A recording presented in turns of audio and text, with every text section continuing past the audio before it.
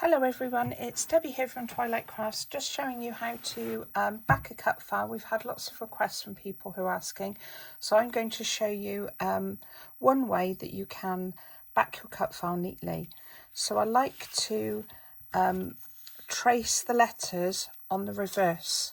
So I'm going to use this dark side.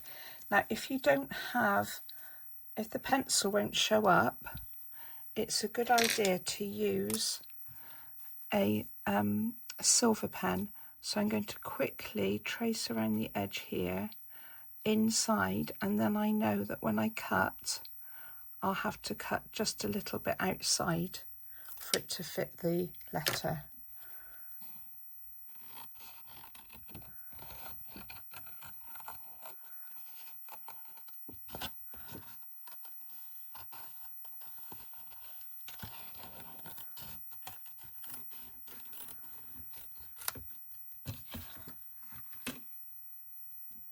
I'm using paperbark blooms, and I've decided that I quite like this to be one of the letters, so I'm going to trace around the outside really carefully with a pencil just to get this detail in, and then cut a little bit inside.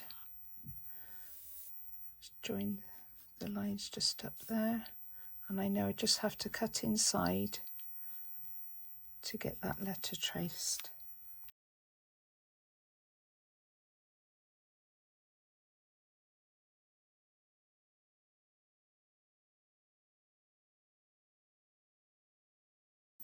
I'm using my glue press to stick the letters on. They're absolutely fantastic for precision gluing.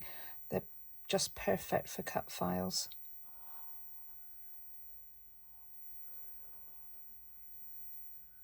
Just puts a little bit of glue, just how much you need, and I'm ready to pop my letter on.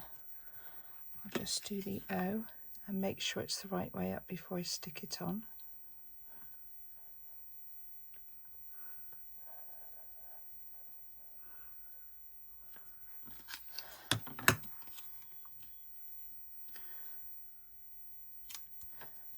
And then on to the next letters. I think I might do some plain ones, but cut out some little ephemera bits from this sheet just to decorate them up a little bit.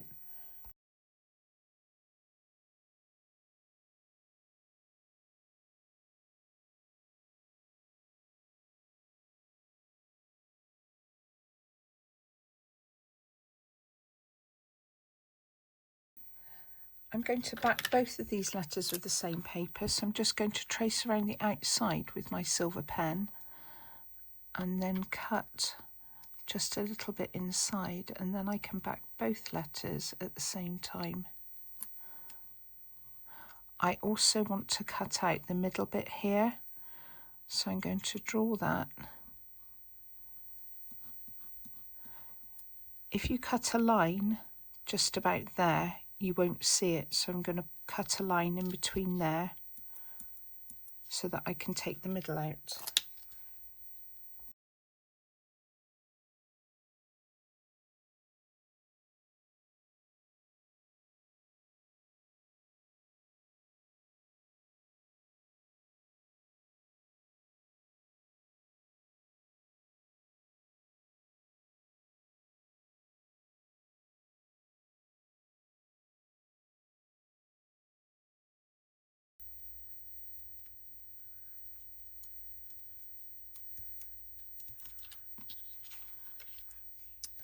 And there you have it, a perfectly backed cut file.